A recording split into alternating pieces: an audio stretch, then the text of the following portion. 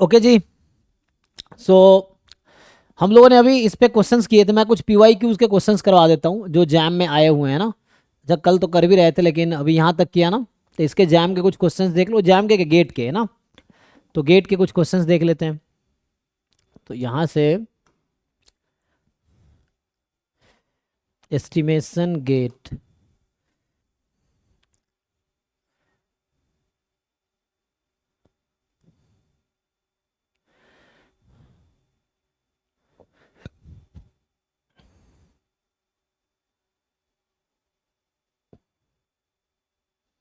हाँ, तो पहला तो MLE का है और दूसरा जो आपका वो सेंट्रल लिमिट थ्योरम का है। तीसरा जो है कॉन्फिडेंस इंटरवल। चौथा ऑलमोस्ट श्योर कन्वर्जेंस जो कर चुके हैं हम। Method of moment, complete sufficient कल देख रहे थे हम। तो इसमें कंप्लीट और है ना, ये कल हमने ये क्वेश्चन डिस्कस किया था। कंसिस्टेंट एस्टिमेटर अगले क्लास में देखेंगे। MLE अभी पढ़ना है। यहाँ पे है ना बेस्ट लीनियर नंबर, ये आगे आएगा अभी। तो ये सब कॉन्फिडेंस इंटरवल ये हमने डिस्कस कर ली। मिनिमल सफिशिएंट डिस्कस किया था। अनबायस्ड एस्टिमेटर, तो अनबायस्ड भी डिस्कस करते हैं। MLE मिनिमल सफिशिएंट, देखिए इसका क्या आएगा, ये डिस्कस नहीं किया था ना। तो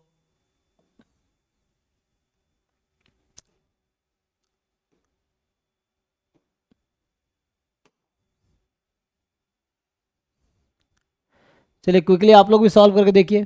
ये गेट 2020 का है। तो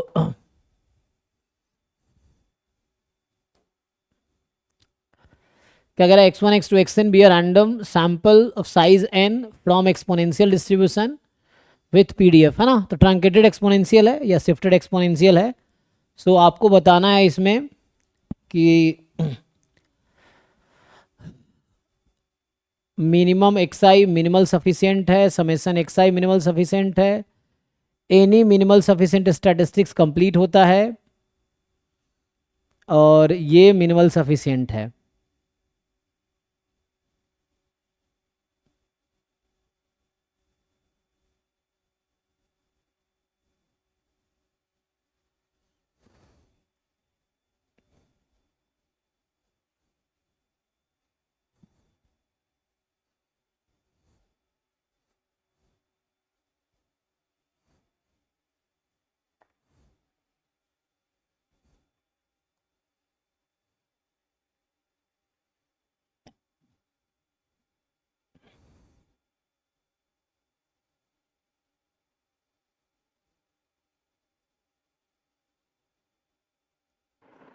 सर डी।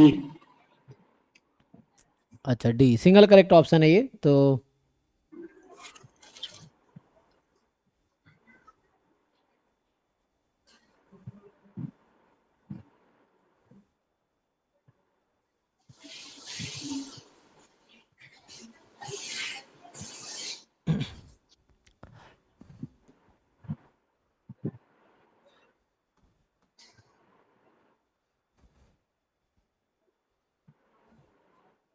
तो अगर डी वाला मिनिमल सफिशिएंट है तो इसका डायमेंशन 2 है यहाँ पे और पैरामीटर एक ही है। तो 2 डायमेंशन वाला कभी कंप्लीट तो हो नहीं सकता, है ना। तो ये कह रहा है कंप्लीट, तो ये तो होगा नहीं। मिनिमल सफिशिएंट आपको चेक करना है। तो अगर जैसे ये डी कह रहे हैं, बाकी लोग चेक कीजिए जी। तो क्या करेंगे, फैक्टराइजेशन थ्योरम से पहले आप सफिशिएंट निकाल लीजिए, फिर चेक कीजिए वो सफिशिएंट है, मिनिमल सफिशिएंट है कि नहीं। या वैसे भी है ना, तो पहले लाइक्लीहुड फंक्शन लिख लीजिए आप। और लाइक्लीहुड फंक्शन लिख के, so when you write likelihood function तो क्या आ जाएगा, 1/थीटा की पावर n e की पावर -1/थीटा summation xi minus theta i from 1 to n, ये है ना।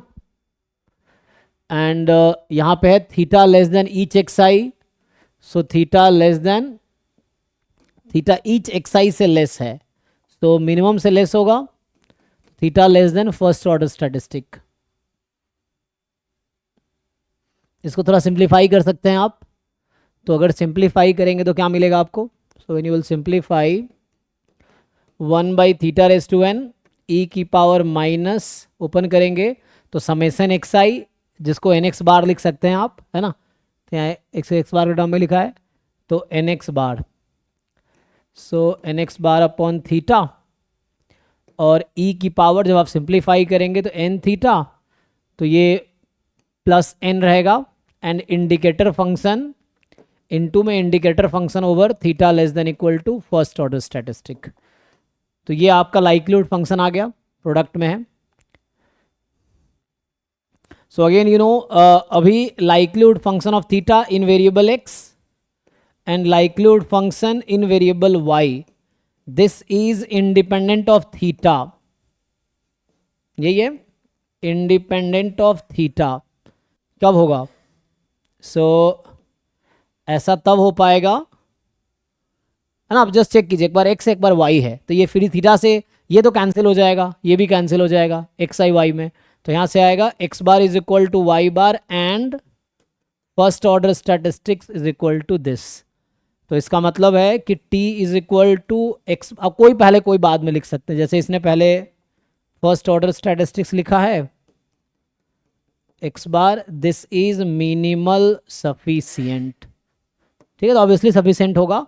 और चूंकि इसमें एक ही, there is just one parameter and dimension of estimator is 2, so it can not be complete, तो इसलिए गलत हो गया।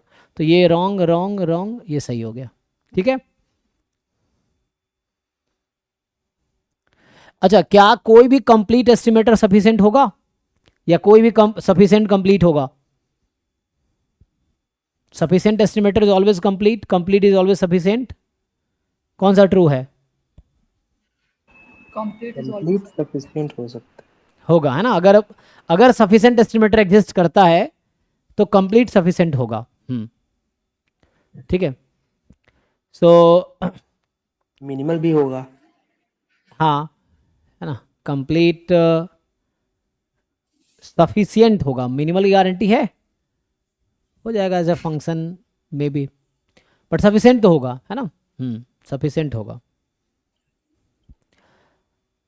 तो कोई एग्जांपल बताइए जहाँ पे, जैसे एक हमने थ्योरम पढ़ा था ना अभी कुछ दिन पहले लिखाया था कि कंप्लीट एंड सफिशिएंट है तो मिनिमल सफिशिएंट होगा, है ना। कंप्लीट एंड सफिशिएंट है इज मिनिमल सफिशिएंट, ठीक। दूसरा, जो कंप्लीट एस्टिमेटर है वो सफिशिएंट होगा, कंप्लीट स्टैटिस्टिक इज सफिशिएंट। अब क्या सफिशिएंट कंप्लीट होगा?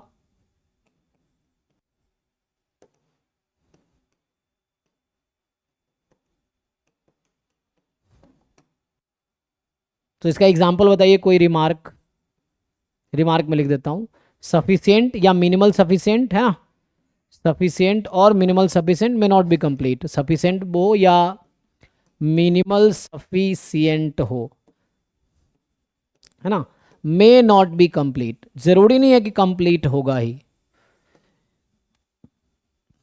Sir minimal sufficient statistics always sufficient, but sufficient statistics is always not minimal sufficient. हाँ हाँ, yes, minimal sufficient is sufficient, sufficient may not B minimal sufficient, है ना। तो पहले तो इसका एग्जांपल बताओ, फिर मैं अगला लिखता हूँ। यस, जैसे इसका एग्जांपल ये है कि if you take the sample of size n uniform theta comma theta plus 1, ये कल के क्लास में लास्ट एग्जांपल शायद दिखा था हमने, कल की क्लास में लास्ट एग्जांपल था। तो इसमें मिनिमल सफिशिएंट क्या आता है, किसी को याद है? ये जो हाँ, ये कल का लास्ट क्वेश्चन था। सो दिस इज लास्ट जो क्वेश्चन किए हैं वो उसमें भी तो है। अच्छा, ओके, हाँ हाँ, एग्जैक्टली ये भी तो है काउंटर एग्जांपल, ये तो रहा काउंटर एग्जांपल, सही कह रहे हैं आप, है ना। This is the counter example, this is minimal sufficient but it is not complete, है ना। यहाँ जो लिख रहे हैं हम, यही काउंटर एग्जांपल है हमारा, तो दोबारा बनाने का क्या ही मतलब ना। ये भी है कि ये जो टी है first order statistics x bar, this is not complete, ये भी एक काउंटर एग्जांपल है, तो अलग से बनाने की जरूरत नहीं है ना। ठीक है, तो ये तो मिल ही गया, तो छोड़ो, अब मैं दूसरा लिख देता हूँ। तो और यहाँ भी है दूसरा एग्जांपल, ये भी है जो मैं लिख रहा था कि दिस इज सफिशिएंट, है ना, as well as minimal sufficient, ये मिनिमल सफिशिएंट भी होगा but not complete, sufficient but it is not complete.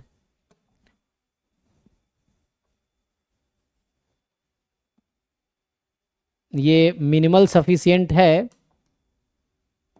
But it is not complete. Complete statistic, ठीक है जी। सो सफिशिएंट, मिनिमल सफिशिएंट दोनों है, कंप्लीट नहीं है। अभी जो पूछ रहा था वो कि जो है ना, सो ये जो थ्योरम है कि मिनिमल सफिशिएंट जो होगा, minimal sufficient statistic is, sorry, sufficient but, अब रिमार्क में लिखूंगा मैं कि sufficient statistic may not be minimal sufficient, यही ना। एग्जाम्पल बताइए इसका, कोई ऐसा एग्जाम्पल जो सफिशिएंट तो है बट मिनिमल सफिशिएंट नहीं है।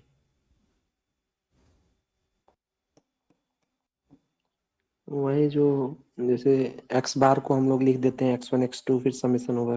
जैसे नॉर्मल में किया था ना हमने, जैसे हमने अभी नॉर्मल में किया था कुछ दिन पहले कि x n was normal theta comma 1, तो इसमें हमने ये देखा था बहुत सारे हमने 7-8 एस्टिमेटर लिखे थे जो सफिशिएंट था, लेकिन मिनिमल सफिशिएंट सिर्फ एक्स बार और समेशन एक्स आई आया था।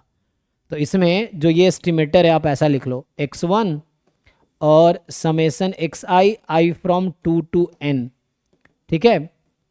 सो दिस इज, सो ये क्या होगा, ये जो है ना i from 2 to n, this is sufficient but not minimal sufficient, है ना।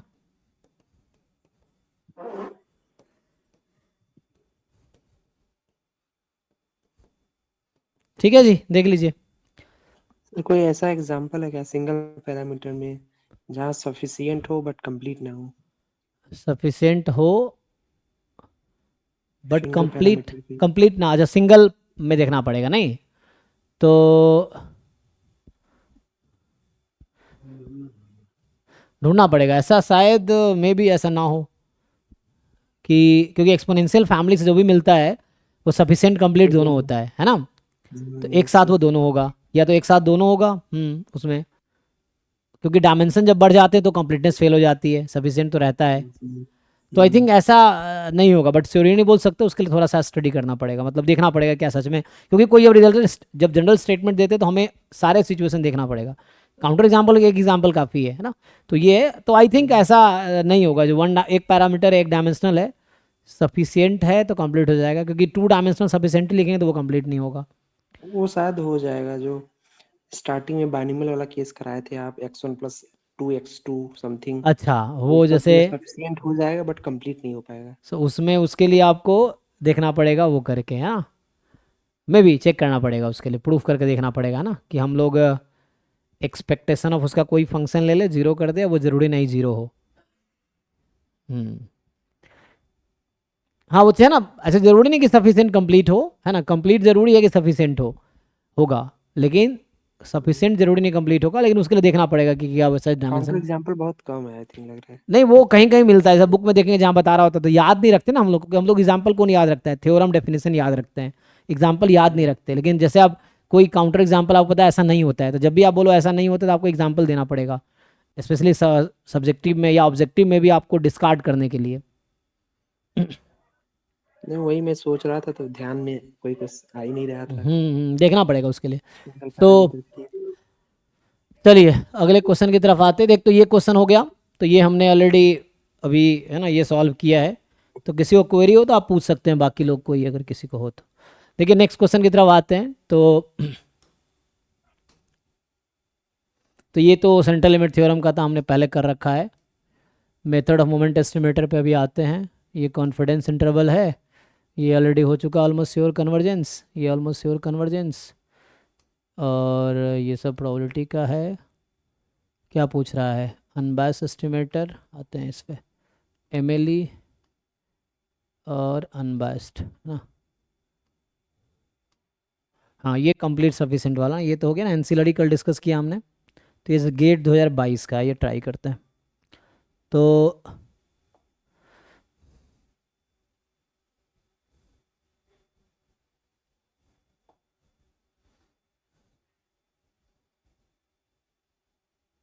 देखिए ये कह रहा है x1 x2 xn be a random sample from population f x theta where theta is a parameter, so which of the following statement is not true। कौन सा true नहीं है ना, कौन सा ट्रू नहीं है, तो एक ही होगा जो ट्रू नहीं होगा स्टेटमेंट, बाकी 3 स्टेटमेंट इसमें ट्रू होगा। तो आप लोग देखिए कौन सा स्टेटमेंट ट्रू नहीं है, इजी है डिसाइड करना, ट्राई कीजिए सभी लोग। ये तो बी ही है, ये तो क्लास में किया हुआ है। Sir B. अच्छा मोनोटोन लाइक्लीहुड रेशियो प्रॉपर्टी में आएंगे हम लोग, मोनोटोन लाइक्लीहुड रेशियो प्रॉपर्टी में नहीं पढ़े हैं। Sir because here two estimate is present but parameter one है theta and theta square। हाँ तो 2 डायमेंशनल तो कभी कंप्लीट हो ही नहीं सकता, हाँ। है ना। तो ऐसे ही दिख गया आपको, हाँ एक ही स्टेटमेंट फॉल्स होगा इसमें, बाकी ट्रू होगा। तो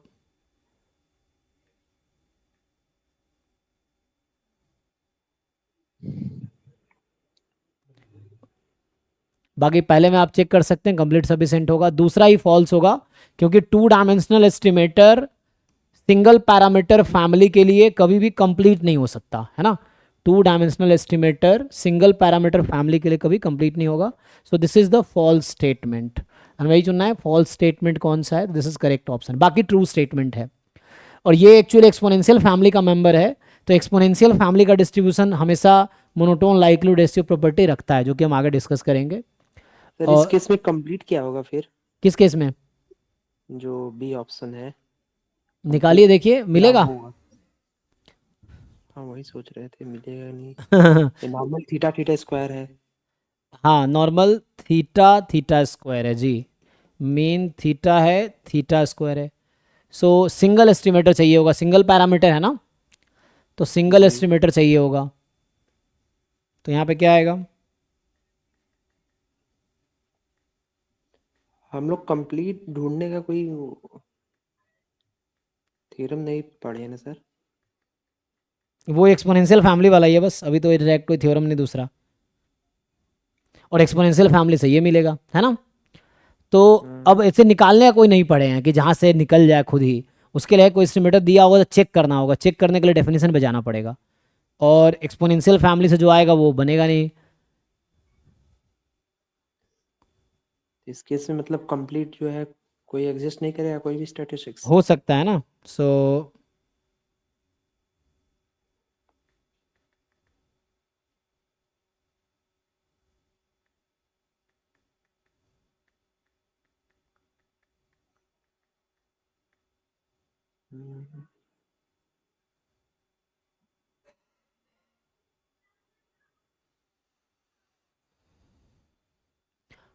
बाकी ये तो हमने कल डिस्कस किया ही था, तो देखना पड़ेगा इसके लिए क्या आएगा।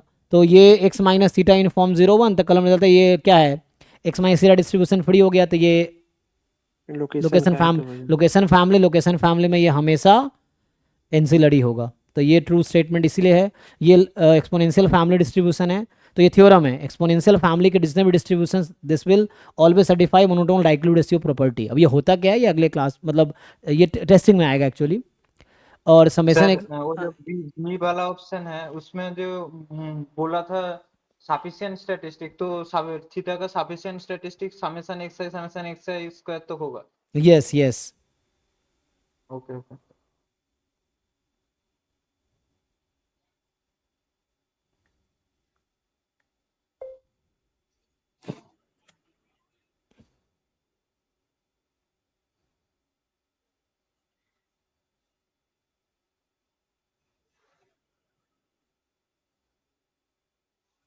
आई थिंक बी वाले केस में कंप्लीट एग्जिस्ट नहीं करेगा, क्योंकि ओपन रेक्टेंगल बन नहीं पाएगा, पैराबोला पे सारे पॉइंट लाई करेंगे, जो फुल रैंक वाला कॉन्सेप्ट है।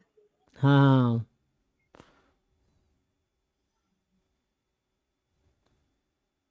बाकी बात तो ओके है ना, तो ये तो ही पढ़ना बाकी है, इसमें अभी जो था वो तो ठीक है, वो कंप्लीट सफिशिएंट वैसे ही आ जाएगा, एक्सपोनेंशियल डिस्ट्रीब्यूशन है तो एक्सपोनेंशियल में तो आ जाएगा, है ना। सो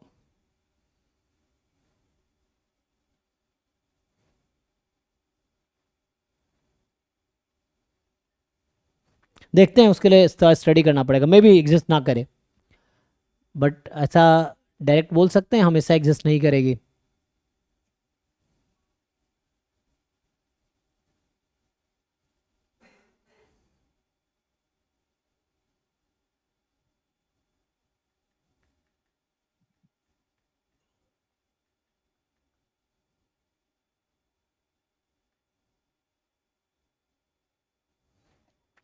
ठीक है, आगे देखते हैं, फिर उसको स्टडी करते हैं, उस तरह केस आता है तो यहाँ पे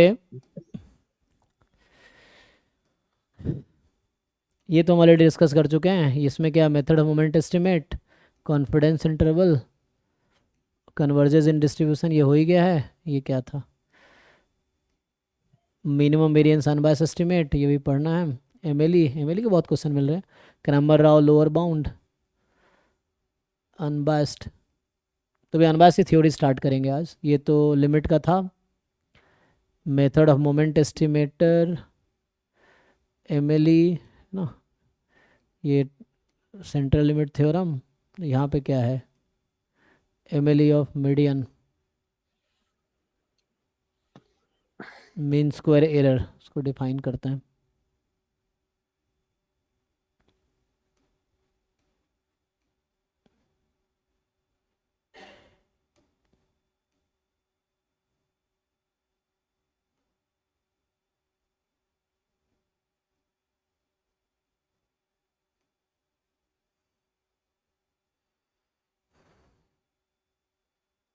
क्या पूछ रहे हैं यहाँ पे, अनबायस्ड है ना, ये सब अनबायस्ड पे क्वेश्चन है।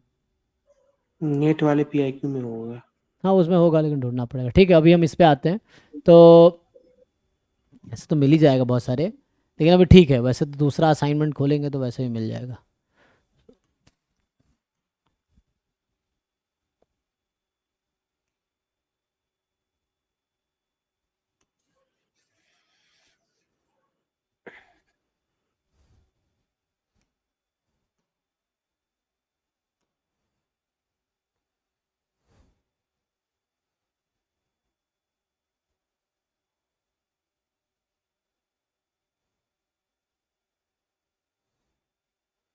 ठीक है, थ्योरी आए कराते हैं, फिर देखते हैं नेट वाले में मिल तो जाएगा, तो उसमें ढूंढना पड़ेगा नहीं।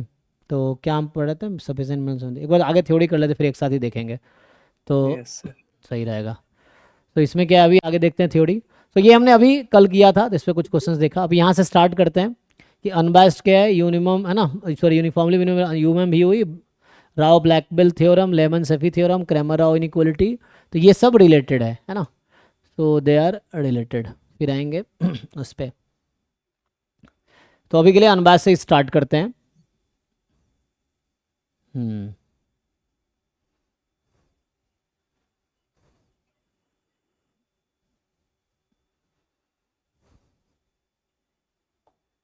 चलिए, तो अनबायस्ड एस्टिमेटर सब लोग जानते ही हैं, इसमें कुछ कि कोई डिस्ट्रीब्यूशन है, तो यहाँ से अनबायस्ड के साथ ज़्यादातर क्वेश्चन कंसिस्टेंट का आता है ना। अनबायस्ड जैसे कंप्लीट और सफिशिएंट समवॉट क्वेश्चंस कंबाइंड आते हैं, वैसे ही अनबायस्ड और कंसिस्टेंट पे क्वेश्चंस कई बार कंबाइंड आते हैं। यही क्वेश्चन में अनबायस्ड और कंसिस्टेंट पूछ लेगा आपसे। ठीक है, अनबायस्ड और कंसिस्टेंट अनबायस्ड एस्टिमेटर। ठीक है, तो ये तो आप जानते हैं, कोई रैंडम वेरिएबल है, मान लीजिए x1 x2 xn from a PDF और पीएमएफ कंटेनिंग पैरामीटर थीटा, है ना। So it is a random sample. So statistic t is unbiased estimator, unbiased estimator of, एक इन जनरल फंक्शन ले लेता हूँ साई थीटा, थोड़ा सही रहेगा। So statistics t is unbiased estimator of psi theta if and only if, ये सब आप जानते हैं, expectation of t is psi theta for all, है ना। मान लो ये फैमिली ऑफ डिस्ट्रीब्यूशन है, theta belongs to parameter space, so theta belongs to parameter space, ये डेफिनेशन है ना। तो statistics t is unbiased estimator, simple है, इसमें बस इतना ही है कि expectation of t is this for all theta belongs to parameter space. PC जब अनबायस्ड की बात करते हैं, इसमें एक वर्ड बायस आ जाता है ना। सो एक वर्ड आता है बायस, बायस ऑफ टी, इसको डिफाइन करना है। तो बायस ऑफ टी भी आप लोग जानते हैं, बायस of T in estimating Sai theta लिख दूं, चलो साई थीटा के टर्म में लिख देते हैं। सो इन एस्टिमेटिंग साई थीटा, सो क्या होगा ये, सो यहाँ से आएगा एक्सपेक्टेशन ऑफ, ये जस्ट थीटा के टर्म में लिख देता हूँ, बायस ऑफ टी, इसमें कॉम्प्लिकेट करना, बायस of T in estimating theta, है ना, थीटा की जगह साई थीटा भी लिख सकते, कोई दिक्कत नहीं है। सो अभी के लिए if t is the estimator of theta, तो bias of t will be with respect to parameter theta. तो ये सिंपल है, ई ऑफ टी, या जैसे इसी में मैं दैट इज में लिख दूं कि मान लो ऑल्सो, या दूसरी तरह से इसमें लिखे कि T is unbiased estimator of theta. तो अनबायसनेस पैरामीटर की प्रॉपर्टी है, क्योंकि पैरामीटर चेंज करोगे तो एस्टिमेटर चेंज हो जाएगा, और कंप्लीट सफिशिएंट में ऐसा नहीं होता, पैरामीटर का फंक्शन चेंज करोगे मतलब theta theta sufficient complete same रहेगा। सो वो डिस्ट्रीब्यूशन की प्रॉपर्टी है इसीलिए। So t is the unbiased estimator of theta if and only if expectation of t is theta for all theta belongs to parameter space. तो ये theta के term में हो गया। सो अभी मैं इसी को कंटिन्यू करता हूँ। सो बायस ऑफ टी डिफाइन करना है फॉर एस्टिमेटिंग थीटा। तो यहाँ से आ जाएगा ई ऑफ टी माइनस थीटा, यही जानते हैं आप लोग, या ब्रेक करेंगे E T minus just theta, theta तो कांस्टेंट है एक्सपेक्टेशन के लिए, तो ये आ जाएगा। फिर ऐसे ही फिर बाकी आप थ्योरम जानते हैं कि अगर बायस क्या हो जाएगा, zero, so bias of T in estimating theta is zero if and only if expectation of t is theta. ये बहुत ऑब्वियस सी प्रॉपर्टी, इसमें कुछ खास है नहीं, क्योंकि इसको आप ओपन करेंगे तो ये बहुत ऑब्वियस है, ये आ जाएगा। फिर बायस के बाद एक और वर्ड यूज होता है मीन स्क्वायर एरर, है ना। तो ये सब बस डिफाइन कर देता हूं, मीन स्क्वायर एरर MSE। सो ये क्या होगा, what is mean square error of T in estimating theta. So mean square error of T for estimating theta, तो टी को एज अ थीटा का एस्टिमेटर अभी लेके चल रहा हूं मैं। तो इसके लिए definition you all know, simply T minus theta का होल स्क्वायर, यही है जी। अगेन अगर थीटा अनबायस्ड एस्टिमेटर हुआ तो क्या होगा, मतलब सॉरी टी अनबायस्ड एस्टिमेटर है थीटा का, तो ये भी बहुत ऑब्वियस है कि if t is unbiased estimator of theta तो क्या होगा, T is unbiased estimator of theta if and only if, variance की प्लस बायस होल स्क्वायर। हाँ तो मीन स्क्वायर एरर किसके इक्वल आ जाएगा, नहीं अभी, Variance के। हाँ मीन स्क्वायर एरर सिंपल आपका वेरिएंस के इक्वल आ जाएगा, वेरिएंस ऑफ टी, ठीक है।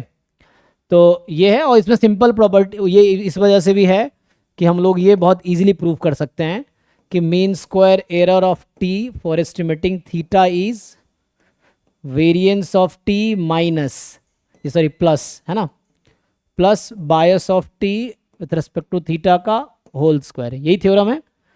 So in general this is the theorem कि मीन स्क्वायर एरर इक्वल होगा वेरिएंस ऑफ टी के प्लस बायस ऑफ टी के होल स्क्वायर के। अगर अनबायस्ड एस्टिमेटर है तो बायस जीरो हो गया, और बायस जीरो हो गया, दोनों इक्वल हो जाएगा, ठीक है ना।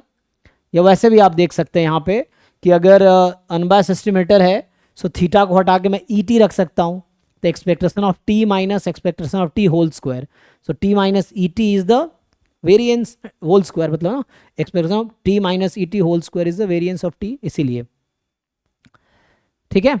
तो ये आ जाएगा, या इस थ्योरम से भी देख सकते हैं आप कि बायस को जीरो पुट करेंगे तो ये आ जाएगा। तो मीन स्क्वायर एरर जो होगा is variance of T plus bias of T whole square, ठीक है। इसका प्रूफ भी बहुत इजी है, वो जस्ट आप लेफ्ट साइड RHS ओपन कर लीजिए, ऐसे इक्वल प्रूफ हो जाएगा, ठीक है।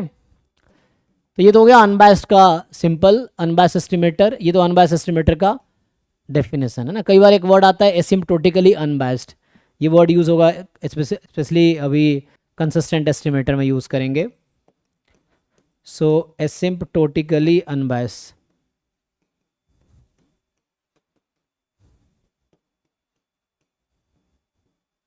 तो एसिम्प्टोटिकली वर्ड जनरली तब आता है जब n टेंस टू इन्फिनिटी होती है लार्ज n के लिए। तो ये सिंपल है कि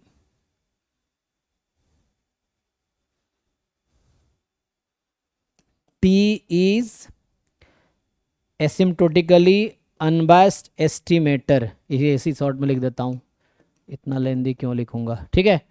सो asymptotically unbiased estimator if and only if, जो डेफिनेशन है, limit n tends to infinity expectation of t this should be equal to theta, ठीक है, for all theta belongs to parameter space, ये आ जाएगा।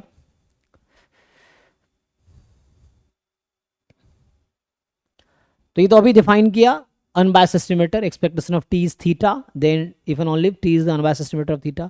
एसिम्प्टोटिकली अनबायस्ड है तो जरूरी नहीं कि et थीटा हो, but n tends to infinity लोगे तो थीटा आ जाएगी।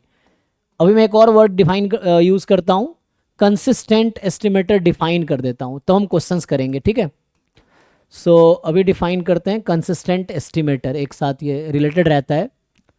So what is the definition of consistent estimator? So a statistic t is consistent estimator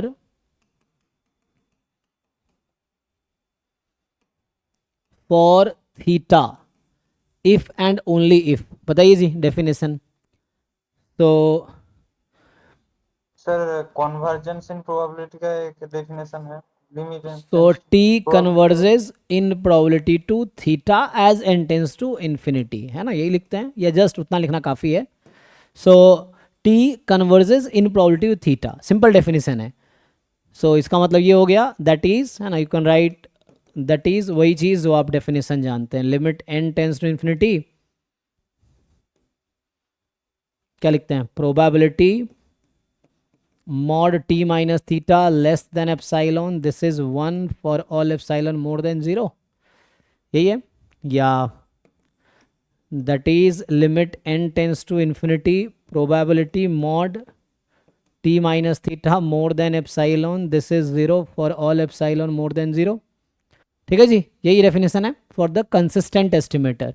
so t is the consistent estimator of theta if this happens, if and only if है, तो है ना, consistent होने के लिए unbiased होना जरूरी नहीं है ना, अनबायस्ड कैसे, तो ये तो गया सिंपल डेफिनेशन। और आप weak law of large number सब लोग जानते हैं, सो हमें weak law of large number बहुत हेल्प करता है ना, weak law of large number we all know, so है ना, that help us to identify consistent estimator easily. बाकी और भी तरीके हैं, बट ये एक तरीका है कि जो सैंपल मीन है is consistent estimator of population mean, अगर उसमें पैरामीटर आता है तो ये चीज़ है। सो इसमें सिंपल यही था ना कि ये क्या कह रहा था कि लाइक रैंडम सैंपल है आपके पास, सो जो x बार है for the random sample, x bar converges in probability to E x. In general ये था कि ऑल्सो इन जनरल था 1/n समेसन xi की पावर r, ठीक है, n from 1 to i from 1 to n, this will converge in probability to e of x raise to power r। सो कई बार कंसिस्टेंट एस्टिमेटर निकालने में ये हमें हेल्प करता है, ठीक है। जब मेरे पास एक रैंडम सैंपल है, so we have a random sample, so ये हेल्प करेगा कंसिस्टेंट एस्टिमेटर ढूंढने में। बाकी जो भी प्रॉपर्टीज़ आप लोग जानते हैं कन्वर्जेंस इन प्रोबेबिलिटी का, वो सारी यहाँ पे लगाई जा सकती है। सो जैसे आपने वहाँ पढ़ा था कि लाइक जब हम लोग पढ़ रहे थे कन्वर्जेंस इन प्रोबेबिलिटी, तो उसमें क्या था कि late t converges in probability to theta and g is a continuous function, यही है continuous function, then ये कहता है expectation of t g of t converges in probability to g theta, यही है। तो अगर t कंसिस्टेंट एस्टिमेटर थीटा का है तो gt will be consistent estimator of g theta if g is a continuous function। तो इसको बोलते हैं invariance property of consistent estimator. तो यहाँ क्या बोलना चाह रहा है, सो दैट इज, इसी को लिखोगे कि t is consistent estimator of theta and g is a continuous function. ये वन वे थ्योरम है, this is just one way theorem. तो then g of t is consistent estimator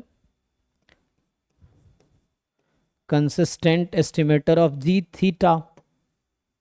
okay, so ऐसा है. जी continuous function नहीं है तो कुछ भी हो सकता है, मे और मे नॉट बी. कॉन्टिन्यूस है तो गारंटी दे रहा है कि g T is a consistent estimator of g theta. और बाकी आप लोग प्रॉपर्टी ऑलरेडी जानते थे. एक और थ्योरम अगर लिखूं मैं, जो वहाँ लिख रहे थे हम लोग, कि मान लो T converges in probability theta, limit n tends to infinity A N E small A and limit n tends to infinity bn is small b, then क्या होगा? So then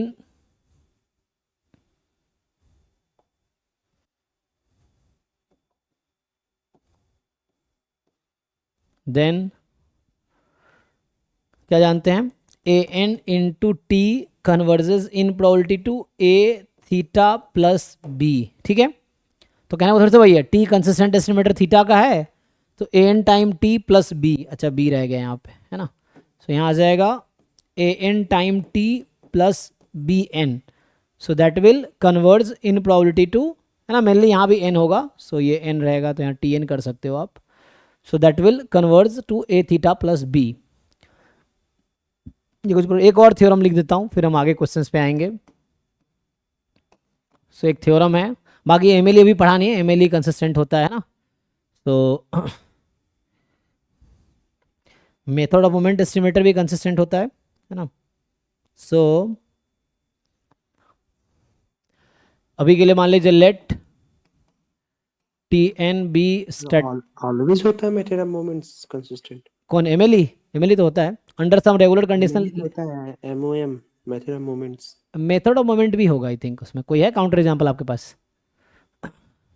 आएगा. TN be a statistic such that, so TN is a statistic such that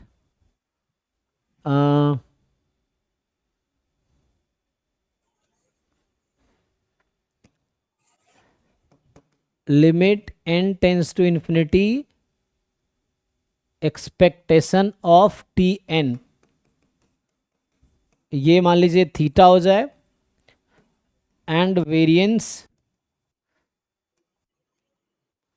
limit n tends to infinity variance of Tn 0 हो जाए. Then क्या आएगा? Then Tn converges in probability to theta, that is Tn is consistent estimator of theta. इसका भी कोई converse true नहीं है, इसका काउंटर एग्जांपल है, तो ये बहुत रेयर है. लेकिन चूंकि वन वे ही लिखा हुआ है बुक में तो हम लोग वन वे फॉलो कर रहे हैं. मुझे तो कोई काउंटर एग्जांपल मिला नहीं जिसका कन्वर्स वैसा हो जाए, मतलब बहुत रेयर एग्जांपल है शायद.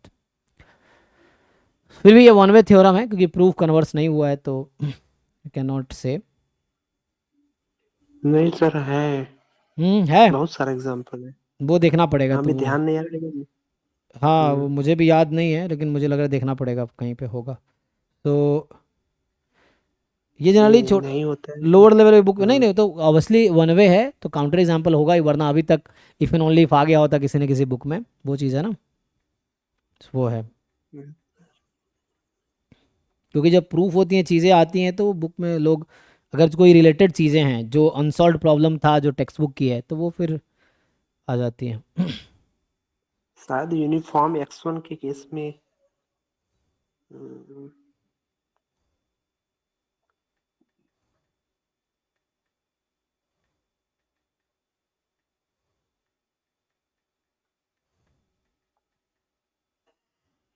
चलिए आगे कुछ क्वेश्चंस करते हैं सॉल्व, है ना. तो अभी मैंने जस्ट डिफाइन किया है कंसिस्टेंट एस्टिमेटर क्या है, अनवाइस एस्टिमेटर क्या है. कुछ क्वेश्चंस ट्राई करते हैं आगे. तो देखो, जैसे अगर मैं एक तो इसका अलग लफड़ा चल रहा है. तो इसमें था कोई क्वेश्चन जो कंसिस्टेंट एस्टिमेटर का हो? अनबायस्ड में तो बहुत सारे थे, है ना? सो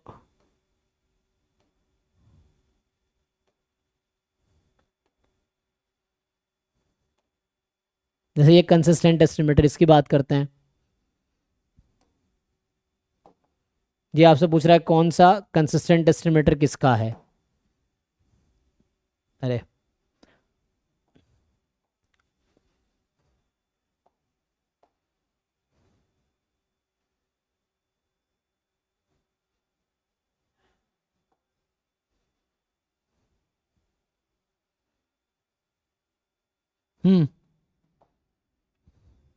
xn be the sequence of IID random variable with mean theta variance theta। तो बताइए summation xi upon summation xi square consistent estimator है किस पैरामीटर का?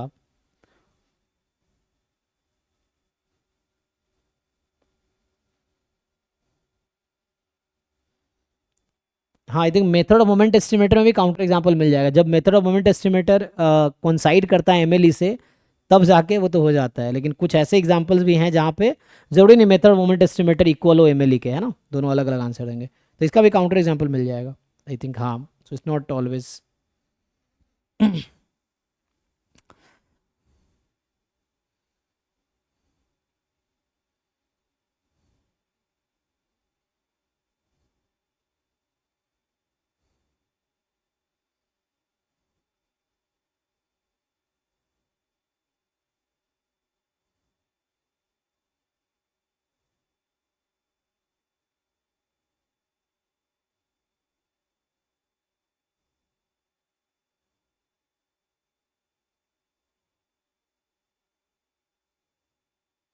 बट ऐसा कोई एग्जांपल है एक बार बताइए, देखना पड़ेगा। नहीं, मे भी हो सकता है लेकिन देखना पड़ेगा। रोहतगी में कहीं पे लिखा हुआ था, चेक करते हैं। तो पहले इसका आंसर बताइए आप लोग, फिर मैं आप आगे डिस्कस करता हूँ।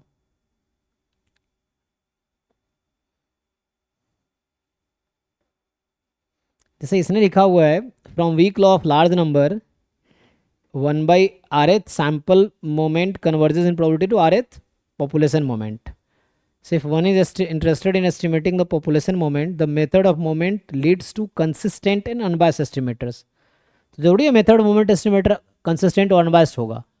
इसका कोई फंक्शन होगा जो हो सकता है, I think it always may not be. Moreover method of moment estimators are asymptotically normally distributed. तो ये तो चलो सेंट्रल लिमिट थ्योरम से आ जाएगा, है ना? ये लिख रहा है कि if anyone interested in estimating population moment, method of moment estimates leads to consistent and unbiased estimator, है ना? अगर आप जिन लोगों को देखना हो, ये जो मैं पढ़ रहा हूँ page number 386 VK Rohatgi and AK MD Saleh वाली बुक है, मेथड ऑफ मोमेंट टॉपिक में। वो हम आगे डिस्कस करेंगे, ये हालांकि भी डिस्कस नहीं किया है, लेकिन जस्ट ये बता रहे थे, मैंने देखा इसमें। सो है ना, इसमें रिमार्क नंबर 2 है, पेज नंबर 386 सेक्शन 8.6, है ना? Method of moments substitution principle, ये उसका नाम है, सब सेक्शन है। एंड देन रिमार्क नंबर 2 में लिखा हुआ है, ठीक है ना, method of moment estimator leads to consistent and unbiased estimator. Leads to, इसका क्या मतलब? सर ए लीड्स हो टू जाएगा क्या? है? A option. अच्छा, इसका ये आ गया। सो सर इसको ऐसे कर सकते हैं क्या, जैसे एक्स बार जो है कि थीटा पे जाएगा और 1/समेशन एक्स आई स्क्वायर जो है कि थीटा स्क्वायर प्लस थीटा पे जाएगा। जी, तो वीक लॉ ऑफ दो लार्ज, जगह division. Weak law of large number कहता है कि ये ई एक्स पे जाएगा जो कि थीटा है, और 1/n summation x i square i from 1 to n, weak law of large number कहता है this will converge to variance x, sorry variance कह रहा हूँ, ई एक्स स्क्वायर। तीसरा हाँ, उसके बाद वेरिएंस के टर्म में लिख देंगे ई एक्स स्क्वायर, जी। जो कि हो जाएगा variance X plus mean X का होल स्क्वायर, ठीक है ना? मतलब weak law of large number ये कहता है कि sample moment converges in probability to population moment. तो first sample moment convergence in probability to first population moment, second sample moment convergence in probability to second population moment, और ये आप निकालेंगे तो वेरिएंस आपको थीटा ही दे रखा है, so theta plus theta square. अब हमने ये थ्योरम पढ़ा था कुछ दिन पहले, है ना? उसमें किसमें, X N converges in probability to X and Y N converges in probability to Y, then इसका सम डिफरेंस प्रोडक्ट और ratio all will converge correspondingly. So अभी के लिए जो मेरे लिए यूजफुल है वो है x n upon y N converges in probability to x upon y, जहाँ पे वाई नॉन जीरो होगा, है ना, वाई और वाई एन सर नॉन जीरो। कांस्टेंट या कुछ भी रैंडम वेरिएबल पे जाएगा फिर भी होगा? हाँ हाँ, वो डिस्ट्रीब्यूशन में वैसा होता है ना, प्रोबेबिलिटी में हमेशा होगा। अच्छा। वो डिस्ट्रीब्यूशन में जाने के लिए स्लट्स की थ्योरम है, तो वो डिस्ट्रीब्यूशन में ऐसा जरूरी नहीं है, कन्वर्जेस इन डिस्ट्रीब्यूशन में जरूरी नहीं है, कन्वर्जेस इन प्रोबेबिलिटी में सारे ट्रू हैं, सम विल। डिस्ट्रीब्यूशन में कांस्टेंट पे जाएगा तब हो पाएगा हाँ, रीजनिंग। डिस्ट्रीब्यूशन में एक को कांस्टेंट पे जाना पड़ेगा तब जाके होगा। न्यूमरेटर है ना, डिनोमिनेटर कांस्टेंट पे चला जाएगा, तो वो बुक में स्लट्स की थ्योरम वही लिखता है। तो कन्वर्जेंस इन प्रोबेबिलिटी में ओके है, sum difference product and ratio all will converge in probability correspondingly, तो ये आ जाएगा। तो इसके अकॉर्डिंग हम लोग लिख सकते हैं कि इसको अगर आप डिवाइड कर देंगे, so when will divide this two, है ना, ये मान लीजिए अभी एक्सएन था या कुछ भी नाम दे दो, है ना, so this is t1, this is t2, so t1 upon t2 will converge in probability to theta upon theta plus theta square, जो कि इक्वल होगा 1/1 plus theta.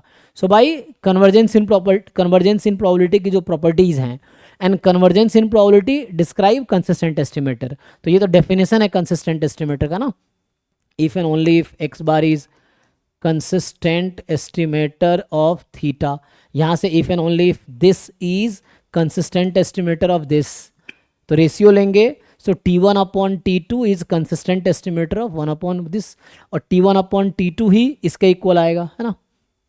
So this is t1 upon t2, n n cancel हो जाएगा, so that's why this is the answer. किसी को doubt है तो पूछिए, यही है, देख लीजिए।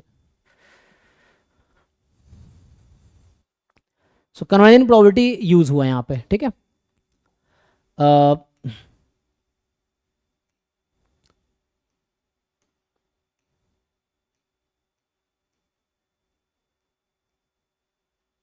जैसे ये अनबायस्ड और किस पे है, अनबायस्ड पे है ये, आइए इसको ट्राई करते हैं। तो ये अनबायस्ड एस्टिमेटर का क्वेश्चन है।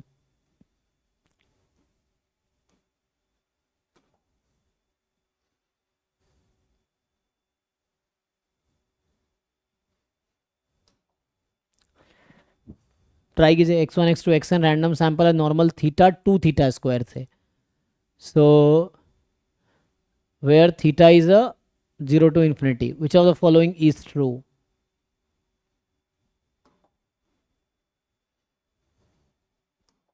यूनिक वाला तो नहीं है होगा।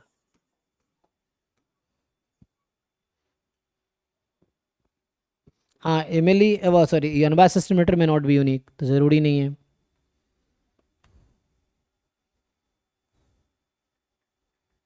सी ऑप्शन हो।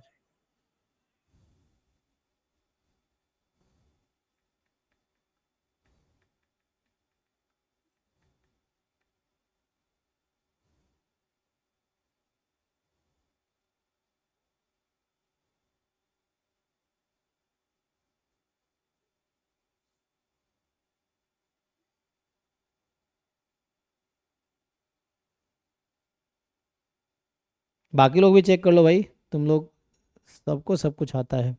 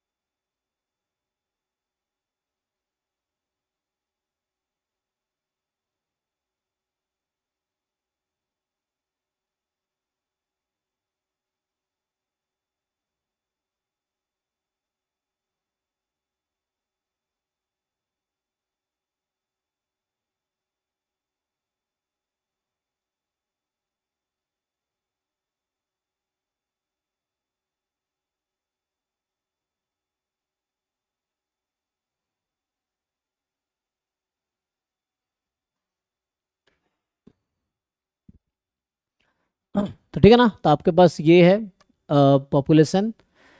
बोल रहा है कि this is the unique unbiased estimator of theta square that is function of minimal sufficient statistics, that is a function of minimal sufficient statistic is true, single correct option होगा। 1/3n+1 summation xi square is unbiased estimator of theta square. There exists infinite number of unbiased estimators of theta square which are function of minimal sufficient statistics. There does not exist any unbiased estimator of theta into theta plus 1 that is function of minimal sufficient statistic. बताइए जी, तो पहले बताओ यहाँ पे minimal sufficient क्या आता है इस क्वेश्चन में? नॉर्मल थीटा 2 थीटा स्क्वायर है, तो मिनिमल सफिशिएंट यहाँ क्या आएगा? वो निकालना पड़ेगा ना।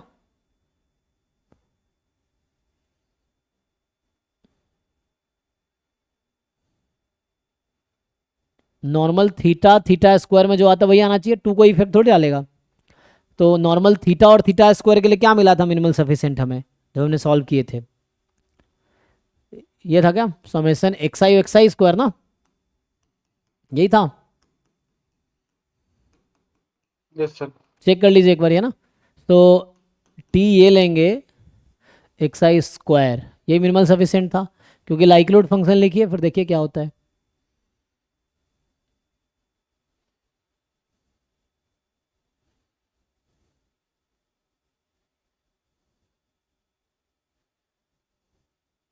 यही आएगा। तो ये सफिशिएंट है और ये मिनिमल सफिशिएंट भी होगा, आएगा।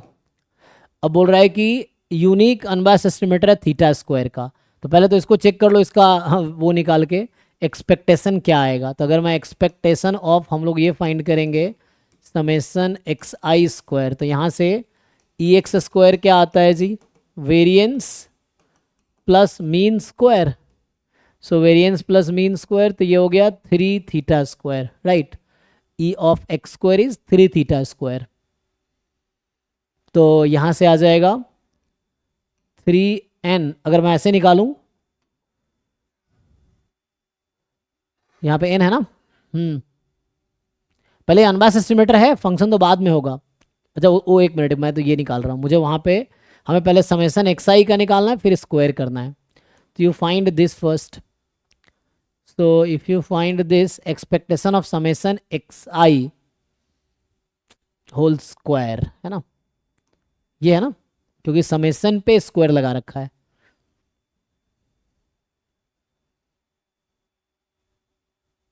तो क्या लिखोगे इसको आप? This is variance of summation x I plus mean of summation x I इस पूरे का स्क्वायर। ये वही फॉर्मूला लगा है ई एक्स स्क्वायर वाला, E X square is equal to variance plus mean square, तो वो आ जाएगा। अब यहाँ से सिंप्लीफाई करेंगे तो सम का वेरिएंस क्या होगा? ये रैंडम सैंपल है, तो just n time 2 theta square, है ना, वो तो आ जाएगा। और समेशन एफ एक्स आई एक्सपेक्टेशन ईच एक्स का थीटा है, सो n स्क्वायर थीटा स्क्वायर, सो 2n प्लस n स्क्वायर, तो ये आ गया आपके पास थीटा स्क्वायर। यहाँ से n into 2 plus n theta square, ठीक है। इसको डिनोमिनेटर में भेजेंगे तो ये आ गया। तो ये अनबायस्ड तो है, क्या ये यूनिक है? क्या कोई दूसरा नहीं मिलेगा हमें? मिल जाएगा। इसी में अगर जैसे मैं अभी कर रहा था, ये यहीं पे तो लिख रखा है अगर ये ट्रू हो गया तो वैसे ही आ जाएगा, लेकिन क्वेश्चन ये है कि ट्रू आएगा। तो अभी मैं समेशन एक्स आई स्क्वायर का निकाल लेता हूँ, तो कितना होगा? ये n time E of x i square, E of x i square 3 theta square, 3n theta square, तो यहाँ से आया expectation 1/3n summation x i square i from 1 to theta square. तो पहली बात, ये अनबायस्ड एस्टिमेटर है ही नहीं, ठीक, ये है अनबायस्ड एस्टिमेटर, ठीक, दिस इज अनबायस्ड एस्टिमेटर, तो यूनिक तो नहीं है, है ना, तो ये यूनिक नहीं है, इसलिए गलत है। ओके, तो हमने ये समेशन एक्स आई के टर्म में लिखा, हमने यहाँ समेशन एक्स आई स्क्वायर के टर्म में लिख लिया, दोनों थीटा स्क्वायर का। यहाँ से आएगा जो अभी यहाँ पे लिखा हुआ है, सो एक्सपेक्टेशन ये तो है ना, तो वो डायरेक्टली वही लिख लो आप, तो लिख ही रखा है। अब आएंगे थर्ड पे, there exist infinite number of unbiased estimator of theta square which are function of this. तो यस, क्या लिख सकते हैं आप, आपको पता है convex combination of two unbiased symmetry is unbiased symmetry, ये थ्योरम है. सो लाइक थ्योरम ये है कि let T1 and T2 are two unbiased symmetry. इतना बड़ा स्टोरी लिखने के बजाय मैं शॉर्ट में लिख देता हूँ, है ना. तो अगर ऐसा होगा expectation of T1 is theta and expectation of T2 is theta, then क्या लिखेंगे आप, then expectation of alpha time T1 plus 1 minus alpha time T2 is theta. Check कीजिए for all alpha between 0 and 1. और 0 से 1 के बीच में कितने alpha है, uncountably many. So for the uncountably many values of alpha each estimator this, है ना, जिसको मैं T3 लिख देता हूँ, दैट इज, तो ये T3 अगर मैं इसका नाम दे दूँ alpha T1 plus 1 minus alpha T2, so expectation of T3 is theta. Check करके देखिए.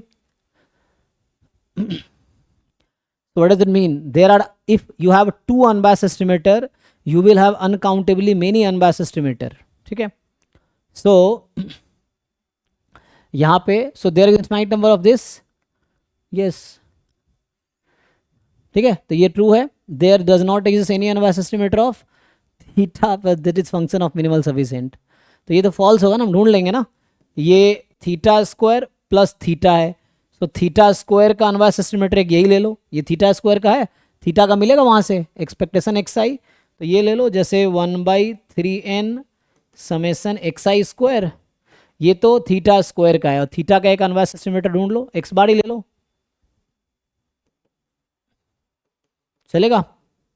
तो एक तो मिल गया, इसने कहा ऐसा नहीं मिलेगा, तो गलत है. कुछ क्वेरी है, पूछिए अगर किसी को पूछना हो तो.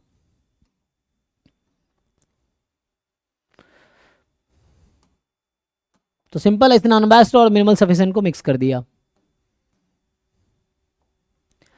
तो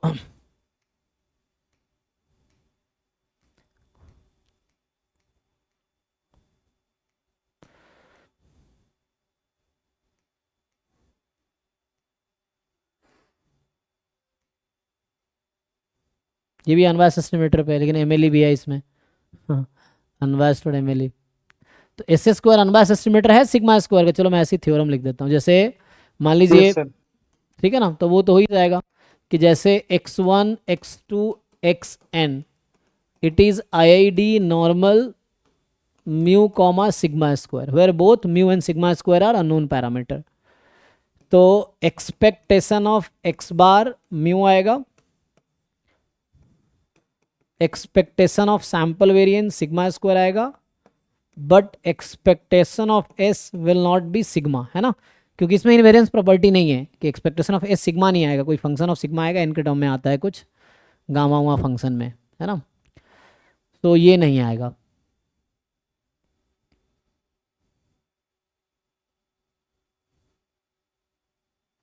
ठीक है, तो यहाँ पे जैसे इसने एक क्वेश्चन जो लिख रखा अभी, तो ये जो पहला स्टेटमेंट है कि कह रहा है कि S square unbiased estimator sigma square का है और एस अनबायस्ड एस्टिमेटर सिग्मा का है, तो ये गलत स्टेटमेंट है. S is not unbiased estimator of sigma square, sigma S square is unbiased estimator sigma square, बस S is not unbiased estimator of sigma.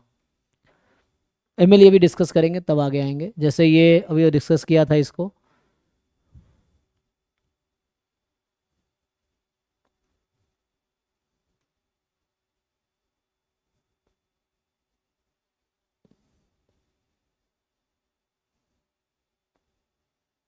ये अनबायस्ड एस्टिमेटर पूछ रहा है ना, क्रैमर राव लोअर बाउंड था, क्रैमर राव लोअर बाउंड पे है, ये अनबायस्ड पे है. देखिए सो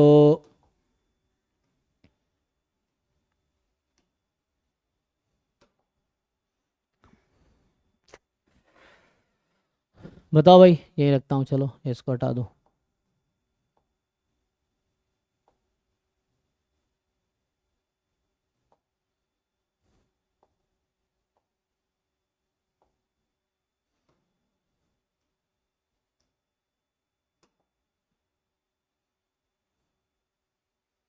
ट्राई करके देखिए इस क्वेश्चन को. सो दे आर सेइंग कि x1 x2 xn जो है रैंडम सैंपल है साइज n का from population having distribution uniform 1/3 comma theta. So what they are asking कि y जो है nth ऑर्डर स्टैटिस्टिक है ना, यहाँ से y है, y is nth order statistic, then which of the following is true. तो ईजी है तो, है ना, ट्राई कीजिए जरा। Which one is the unbiased estimator, चारों में अनबायस्ड एस्टिमेटर ही पूछ रहा है और ये सिंगल करेक्ट होगा। Which one of the following, single correct आप इसमें देखिए कैसे निकालेंगे, कई सारे अप्रोच हो सकते हैं। तो मैं ट्रांसफॉर्मेशन यूज़ करूंगा, एक्सपेक्टेशन निकालने की ज़रूरत नहीं पड़ेगी हमें, लेकिन आप ट्राई करो अपने तरीके से।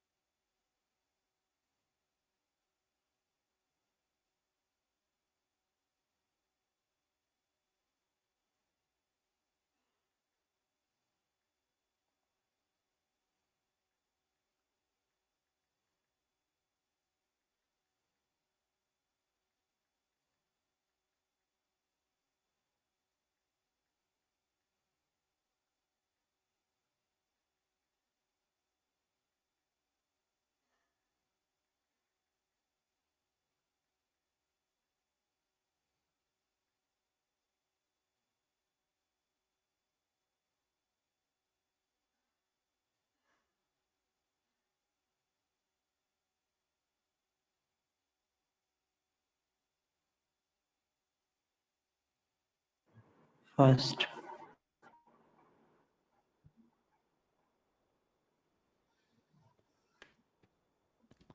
तो ना आसान है ना, इसमें क्या करना है, जैसे ईच एक्स आई जो है यूनिफॉर्म 1/3 थीटा है, तो हम एक्स आई माइनस 1/3 जो हो जाएगा यूनिफॉर्म 0, थीटा माइनस 1/3, राइट। तो एक्स, डिवाइड कर दीजिए इसे। हाँ, थीटा माइनस 1/3 से डिवाइड कर देते हैं, तो यूनिफॉर्म 0, 1 हो गया।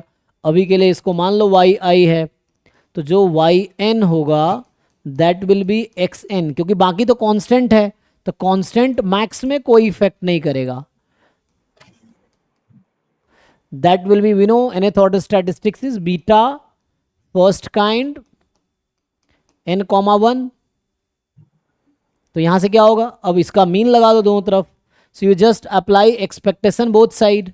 सो व्हेन यू अप्लाई एक्सपेक्टेशन, तो एक्स एन का नाम वाई रखा है इसने, है ना, तो x n minus 1/3 upon theta minus 1/3, ये होता है क्या, n अपॉन n प्लस 1।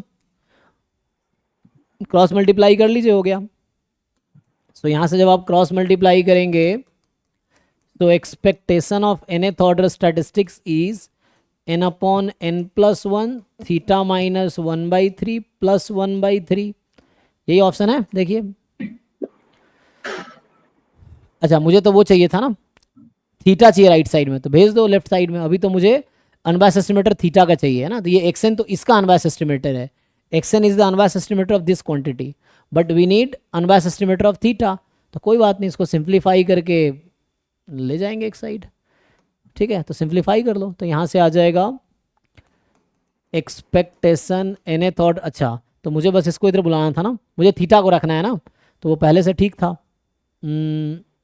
तो इतना करने के बजाय यहाँ पे इसको हटाओ, है ना, ये ज़रूरत क्या ही है, हमें तो बस राइट साइड में थीटा को रखना है, तो क्रॉस मल्टीप्लाई कर देते हैं।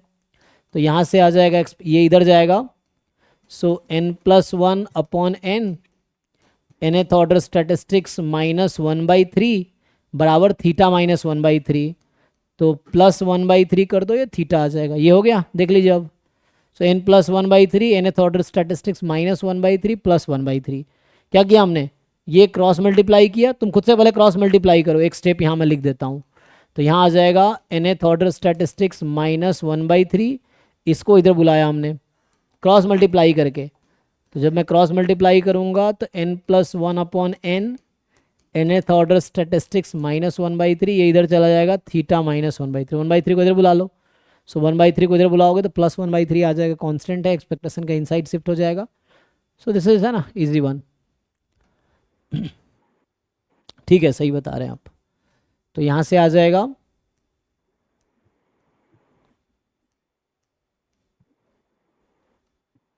मेथड ऑफ मोमेंट MLE, ये मीन स्क्वायर एरर पे क्वेश्चन है, देखिए। सो this is on the definition of mean square error.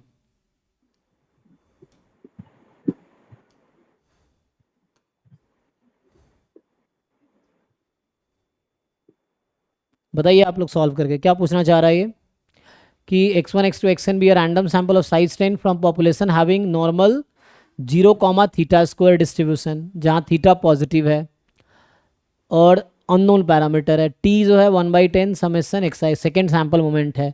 Mean square error CT का है ना as an estimator of theta square, तो CT थीटा स्क्वायर का इनवर्स एस्टिमेटर है और वो मिनिमाइज है C बराबर C0 पे। तो mean square error is minimum for C is equal to C0।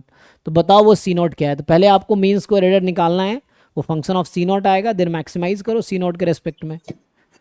तो मिनिमाइज करो C0 के रेस्पेक्ट में, यू मिनिमाइज इट। ट्राई करो भाई, सब लोग ट्राई करके बताओ, मिनिमाइज करके आंसर बताओ।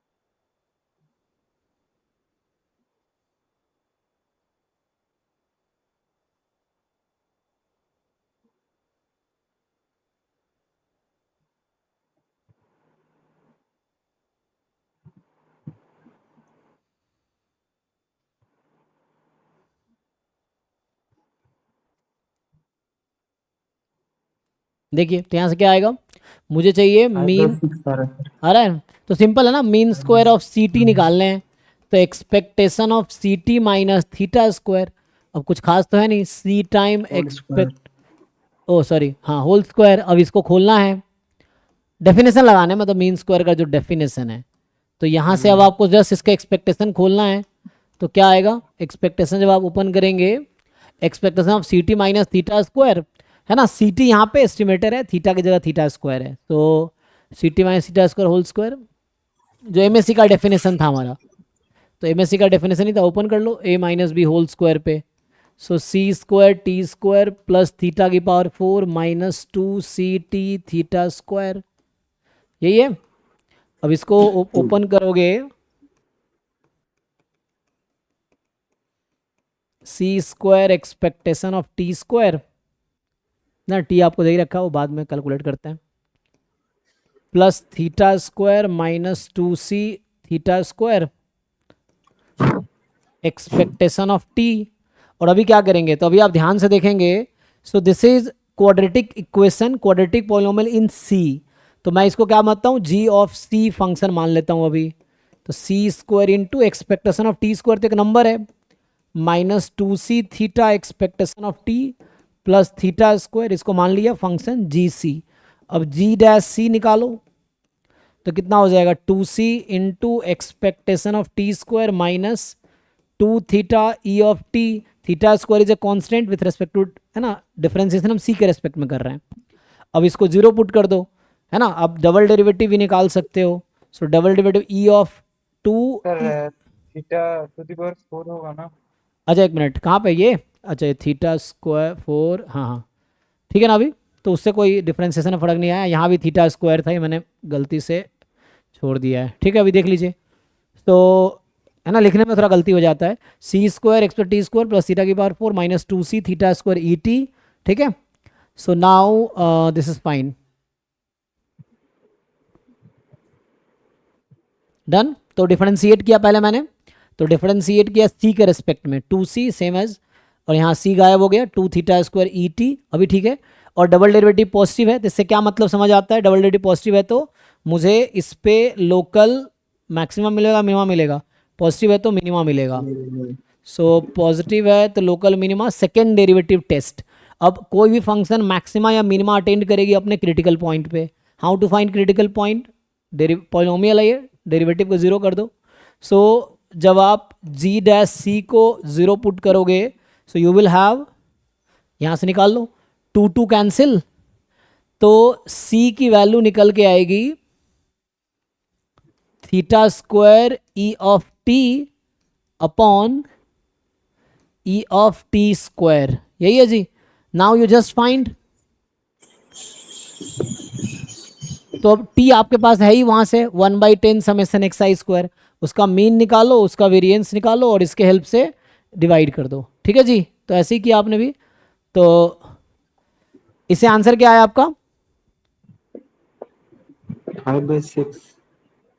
ए ऑप्शन, ओके ठीक है, तो ये आंसर आएगा, है ना। तो यहाँ से आप क्या करो, सी की वैल्यू निकालो, तो सी आएगा 5/6 and that is the C naught. अब ये कैलकुलेशन कर सकते हो ना आप, you know how to find expectation of T, how to find expectation of T square, variance निकाल लो, फिर मीन वेरिएंस निकाल के फिर एक्सपेक्टेशन टी स्क्वायर आ जाएगा। कर पाएंगे, देख लीजिए, किसी को डाउट हो तो बताओ, है ना, ये इजी है। सो तो ये मीन स्क्वायर एरर पे क्वेश्चन बनाया था, इसको क्या हो गया,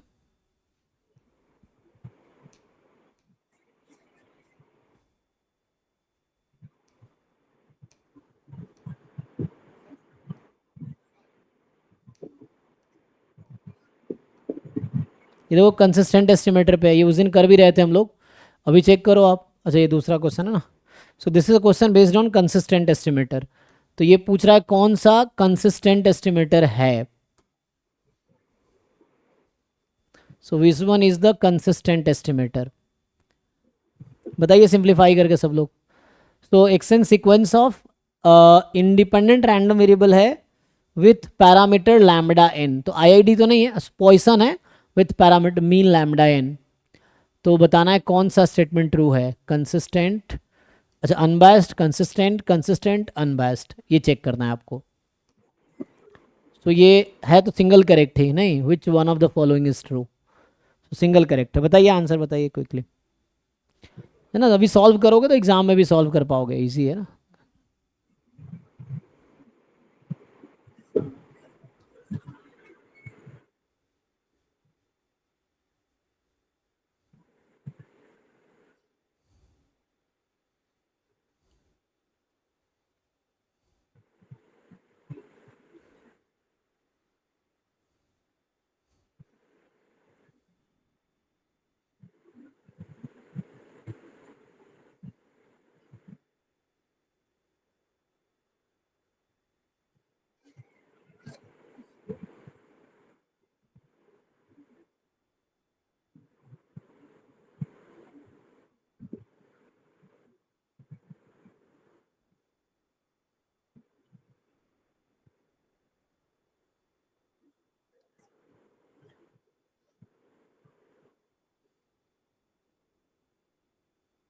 B option sir.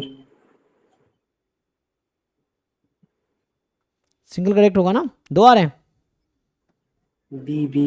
Bombay, okay. तो एक तो ऐसे ही है ना, तो यहाँ पे क्या बोला है कि जो एक्स एन है, x n is Poisson lambda n, है ना, और लैम्बडा एन है लैम्बडा प्लस 2 की पावर, है ना, ये है लैम्बडा प्लस 1/2 की पावर एन। तो हम लोग क्या जानते हैं, so we know x N converges in probability to, हाँ ये हम लोग थ्योरम पढ़ते हैं कि 1/n summation x i from 1/n converges in probability to E x. तो अगर आप इसको लेफ्ट साइड बुला लोगे, so 1/n minus E x will converge in probability to 0, यही ना, क्योंकि at the end n tends to infinity पे ये क्या हो जाना है, लैम्डा n की लिमिट तो वो हो जाना है। तो यहाँ से अगर इसको यूज़ करें हम लोग तो क्या होगा, तो ये तो सारे ऑप्शन में अभी तो ये कंसिस्टेंट है ना। अनबैस तो इसका मीन निकालेंगे तो लैम्डा तो आएगा नहीं, मीन निकालेंगे तो लैम्डा प्लस 1/2n आएगा, तो ये होगा नहीं। एसिम्प्टोटिक अनबायस्ड हो जाएगा, हाँ एसिम्प्टोटिकली अनबायस्ड हो जाएगा। हाँ एसिम्प्टोटिकली हो जाएगा, ऐसे नहीं होगा, है ना। तो आप वैसे भी है ना, जिन लोगों को इस तरीके से नहीं ठीक लग रहा है तो आप वैसे भी देख सकते हैं, जो एक्सन है इसका मीन निकालिए, वेरिएंस निकालिए, मीन का लिमिट लैम्डा आना चाहिए और वेरिएंस का लिमिट 0 आना चाहिए, तो कंसिस्टेंट एस्टिमेटर हो जाएगा, है ना।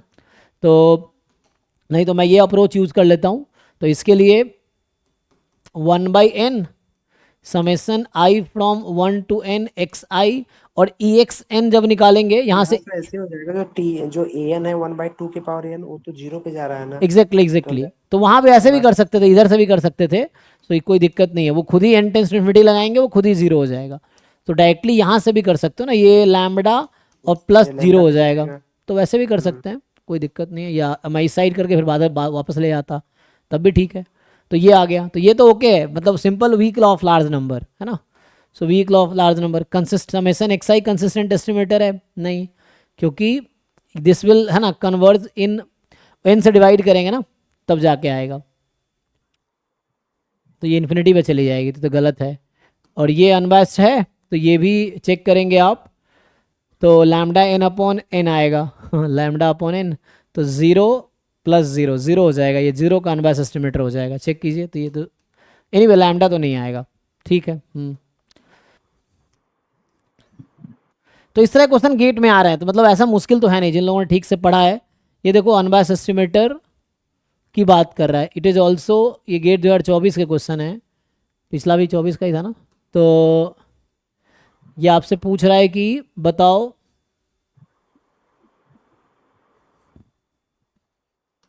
ट्राई करके देखो, सभी लोग ट्राई कीजिए। सो इसमें क्या है, सैंपल है population having Poisson mean lambda, और लैम्डा अननोन पैरामीटर है, T1 T2 दे रखा है, तो पूछ रहा है कौन सा स्टेटमेंट ट्रू है, बताओ।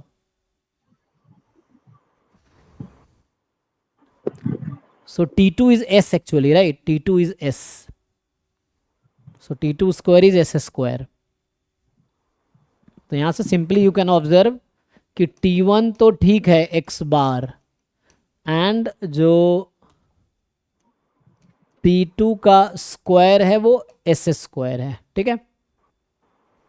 ANC सो T2 तो T1 अनबायस्ड एस्टिमेटर लैम्डा का है, क्योंकि जो हमारा xn है that is the Poisson lambda, right, और ये IID है, रैंडम सैंपल है तो IID है, तो x बार का मीन लैम्डा आएगा, इसका मीन जो T2 है, सो यहाँ पे T2 स्क्वायर का मीन लैम्डा आएगा, T2 का मीन लैम्डा नहीं आएगा।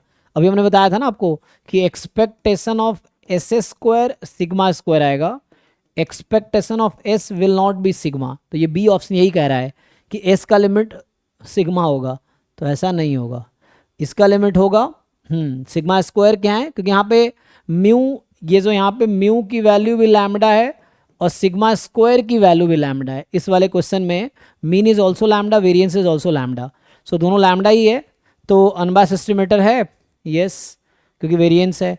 Both T1 T2 are estimator of lambda as well lambda square, इसमें क्या दिक्कत है, any statistic can be estimator, कोई दिक्कत नहीं है। कह रहा है कि T1 T2 जो है एस्टिमेटर है लैम्डा का भी और लैम्डा स्क्वायर का भी, हाँ कोई दिक्कत नहीं है। मैं अगर बोल रहा हूँ कि एक्स बार एस्टिमेटर है थीटा का, एक्स बार एस्टिमेटर है थीटा स्क्वायर का, कोई दिक्कत नहीं है, वो गुड और बैड एस्टिमेटर हो सकता है, एस्टिमेटर तो है। मतलब एक्स बार एस्टिमेटर हो सकता है साइन थीटा का, एक्स बार एस्टिमेटर हो सकता है टैन थीटा का, एक्स बार एस्टिमेटर हो सकता है 1/थीटा का, कोई दिक्कत नहीं है। ये जरूरी थोड़ी कि एक्स बार थीटा का ही एस्टिमेटर होगा, एक्स बार किसी का भी एस्टिमेटर हो सकता है। अब वो कितना अच्छा एस्टिमेटर है वो आगे फर्दर एनालिसिस करके पता चलेगा ना कि अनबायस्ड है नहीं उसका है। अनबायस्ड उतना आना चाहिए ना, जरूरी है आए। नहीं नहीं, किसने कहा एस्टिमेटर होने के लिए अनबायस्ड होना चाहिए, कहाँ लिखा है? अच्छा, एस्टिमेटर्स बोला है वो, अनबायस्ड नहीं बोला। ठीक हाँ, ठीक। क्योंकि एस जस्ट एस्टिमेटर बस एस्टिमेटर है। है ना। तो एस्टिमेटर एस्टिमेटर कोई किसी का भी, कोई स्टैटिस्टिक्स किसी भी पैरामीटर का एस्टिमेटर हो सकता है, क्योंकि वो तो अनबायस्ड से बोलेगा तब जाके हम डिस्कार्ड कर पाएंगे, otherwise any statistic can be estimator of any parameter, any function of parameter, कोई दिक्कत नहीं।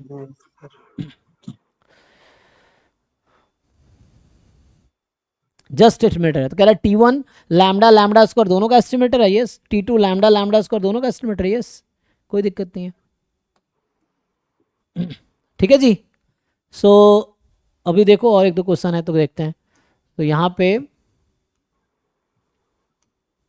इसमें क्या बोल रहा है, अनबायस्ड एस्टिमेटर, ये भी अनबायस्ड एस्टिमेटर का देखिए गेट 2024 का ही है। तो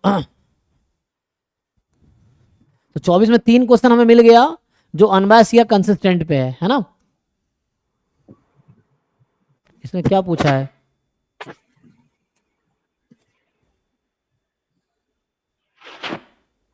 देखिए जस्ट बेसिक एस्टिमेशन टेक्निक में मुझे ऐसा लग रहा है कुछ ऐसा है जो नहीं पढ़ा है, एक बार ट्राई करके देखिए। T x1 x2 x3 random sample है size 3 from population Bernoulli P, ठीक है। सो ये बर्नौली पी है and T1 xi xj xk xi minus xj time 1 minus xk है। T2 xi xj xk जो हाफ xi xj इन plus xj xk है। तो आई जे के 1 2 3 हो सकता है, तीनों डिफरेंट है। x1 x2 x3 denote realisation from the random sample, मतलब रियलाइजेशन का मतलब ऑब्जर्व्ड वैल्यूज है ना, दीज आर गिवन, आपको ऑब्जर्व्ड वैल्यूज गिवन है, so they are observed values. Now they are asking T1 x1 x2 x3 has same distribution as T1 x2 x3 x1, तो लिख के देख लेते हैं। सो एक काम करते हैं, यहाँ पे T1 लिख के देख लेते हैं, T1 x1 x2 x3 को लिख के देख लेते हैं क्या बनेगा। तो इसने कहा था T1 xi xj xk होगा xi minus xj 1 minus xk, तो xk मेरा k तो k3 है, तो x1 minus x2 plus x2 x3 है, ठीक। एंड ऐसे ही मुझे नेक्स्ट चाहिए, आगे बोल रहा है T1 जो है x2 x3 x1, तो सिमिलर वे में ओपन करेंगे आप, तो x2 minus x3 1 minus x1, इसको खोलिए, x2 minus x3 plus x1 x3 या x3 x1। अब x1 x2 x3 तो आइडेंटिकली डिस्ट्रीब्यूटेड है ना, तो this quantity will be identically distributed with this, कोई दिक्कत नहीं है। आईआईडी है तो आईआईडी है तो एक्सचेंजेबल भी है, मतलब exchangeable random variable identically distributed होते हैं ना।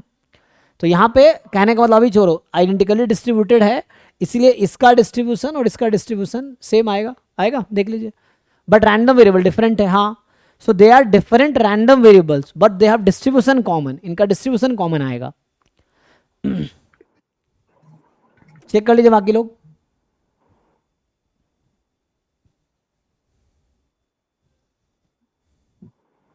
कोई दिक्कत नहीं है। तो कह रहा है कि ईज आर ट्रू, तो ये तो ओके है, सेम डिस्ट्रीब्यूशन होगा बट रैंडम वेरिएबल डिफरेंट है ना। So they are different random variable, T1 is जो लिख रखा है ना, T1 x1 x2 x3 is different random variable, ये दोनों रैंडम वेरिएबल डिफरेंट है, क्योंकि दोनों डिफरेंट रैंडम वेरिएबल, अगर x1 x2 x3 की वैल्यू देंगे तो डिफरेंट आ सकता है। Yes sir. बट है ना, आप कुछ वैल्यूज लेके देखिए रैंडमली तो वैसे डिफरेंट आ सकता है, बट दोनों आइडेंटिकली डिस्ट्रीब्यूटेड है। लेकिन ये है कि T1 ये जो लिख रखा है they are identically distributed, same चीज। सो अगर मैं कॉपी कर लूँ, so they are identically distributed, उसकी रियलाइजेशन वैल्यू अलग अलग आएंगी। हाँ जी। सो जैसे हमने एक क्वेश्चन किया था कि मान लीजिए एक कॉइन को हमने 2 बार टॉस किया, तो x represent number of heads obtained, y represent number of tails obtained. तो x and y are different random variable but they will have same distribution. तो डिफरेंट है बट आइडेंटिकली डिस्ट्रीब्यूटेड है, तो ये भी डिफरेंट रैंडम वेरिएबल है but they are identically distributed. तो they are identically distributed, ठीक है। तो सेम डिस्ट्रीब्यूशन मतलब आइडेंटिकली डिस्ट्रीब्यूटेड। अब कह रहा है कि T2 x1 x2 x3 x3 x देखते हैं, तो पहले लिख के देखते हैं क्या होगा, लिखना पड़ेगा ना, लिख के देखिए समझ आ जाएगा। सो T2 of x1 x2 x3 यही होगा। सो T2 of x1 x2 x3, तो ये आ जाएगा हाफ, ब्रेक हो जाएगा एक्सपेक्टेशन में, दोनों इंडिपेंडेंट है। है ना। तो यहाँ पे आ जाएगा x1 x2 plus x2 x3, यही हो जाएगा। और T1 T2 x3 x2 x1, तो ये आ जाएगा हाफ, x3 से स्टार्ट करेंगे, तो x3 x2 plus x2 x1 यही है। अब कह रहा है कि दोनों अनबायस्ड एस्टिमेटर है पी स्क्वायर का, तो मीन निकालेंगे तो मीन तो सेम आएगा, ये तो ठीक है ना। लेकिन क्या आएगा मीन, ये देखते हैं। तो x1 x2 तो इंडिपेंडेंट है ना, तो ईच xi का मीन p होगा, तो P square plus P square upon 2 P square, ये भी सही है। कह रहा T1 x1 x2 x3 and T1 x2 x3 x1 are both unbiased estimator of p square. तो यहां देखना पड़ेगा इसका मीन निकाल के, तो क्या आएगा p minus P plus P square, ठीक है। तो p minus P plus P square, तो अनबायस्ड एस्टिमेटर तो है। अच्छा, T x1 x2 x3 and T1 x2 x3 x1 equal है हर रियलाइजेशन के लिए। तो इक्वल तो नहीं ना, पहला ऑप्शन हमने बोला था कि इक्वल नहीं है ना, डिफरेंट है, हमने ये कहा डिफरेंट है, ये कह रहा है यही चीज इक्वल है, तो इक्वल कह दिया तो ये गलत हो गया। इक्वल बोलने के बाद हमने यहाँ कहा इक्वल नहीं है। फिर कह रहा है T2 x1 x2 x3 x3 x2 x1 ये इक्वल होगा हमेशा।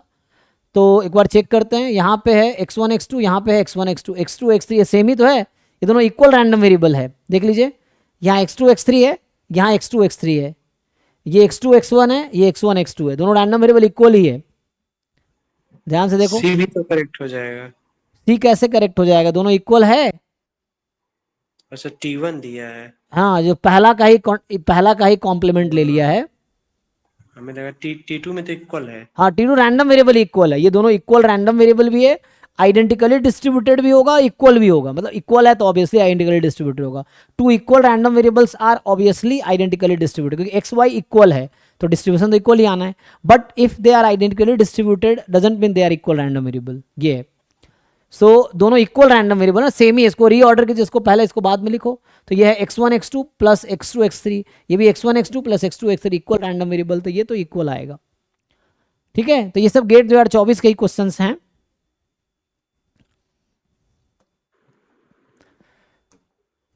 आई थिंक ये लास्ट ही था। तो देखो 24 में ये अनबायस्ड पे क्वेश्चन था, ये कंसिस्टेंट अनबायस्ड पे था, ये कंसिस्टेंट पे था, 3 क्वेश्चन मिल गए 24 में। फिर ये एमएलई पे है, तो इस पे 3 क्वेश्चन तो यही हो गए।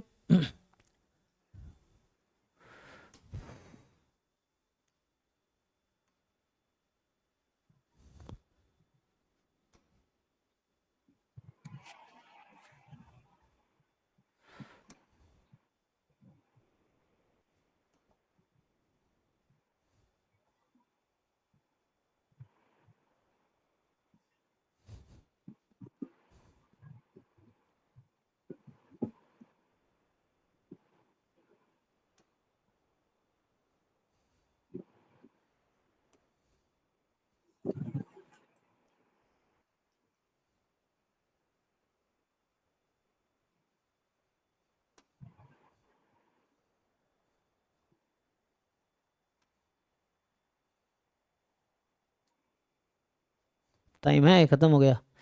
एक दो क्वेश्चन और देख लेते हैं, फिर हम डाउट क्लास स्टार्ट करेंगे। तो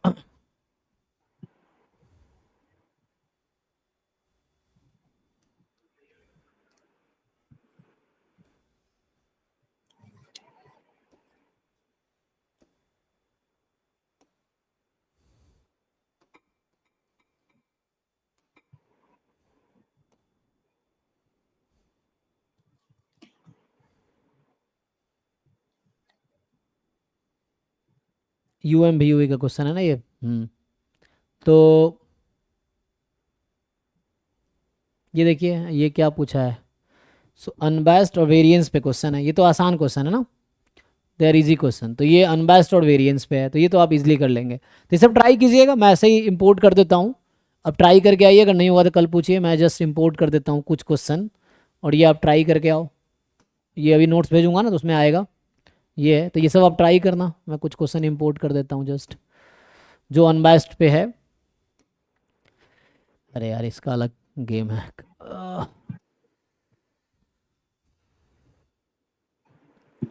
ठीक है, तो अगले क्लास में कंटिन्यू करते हैं, इसमें यही स्टॉप करते हैं अभी। तो अभी हम लोग क्या डिस्कस किया, आज हमने दो चीज़ें डिस्कस की है, unbiased estimator and consistent estimator. बाकी हमने क्वेश्चन सॉल्व किए हैं गेट के PYQ जो अब तक टॉपिक किया था इस पे बेस्ड। तो अभी हमने अनबायस्ड डिस्कस किया है, कल हम ये वाला पार्ट डिस्कस करेंगे, UMVUE दिस। और हमने कंसिस्टेंट ऑलरेडी आज डिस्कस कर लिया है ना, ये कंसिस्टेंट एस्टिमेटर हमने डिस्कस किया। बाकी आप क्वेश्चंस प्रैक्टिस करो, जितने भी असाइनमेंट्स हैं PYQs at least JAM GATE NET वाले जो हैं उसमें ट्राई कीजिए, फिर डिस्कस करते हैं डाउट्स। तो कंसिस्टेंट हो गया है, तो पहले कल ये डिस्कस करते हैं, उसके बाद या तो method of moment estimator MLE, ये तो कल पहले यही डिस्कस कर लेंगे फिर वो आएंगे, क्योंकि ये कई बार यूज़ होगा ना तो आते हैं। तो कल में भी हो सकता है पहले method of moment estimator and ये देख लेंगे, उसके बाद ईजी रहेगा UMVUE and Cramer Rao inequality and lemon Saifee and Rao Blackwell. ठीक है, तो देखते हैं। चलिए तब यहीं स्टॉप करते हैं, डाउट वाले लोग रुक सकते हैं, बाकी लोग जा सकते हैं। Thank you.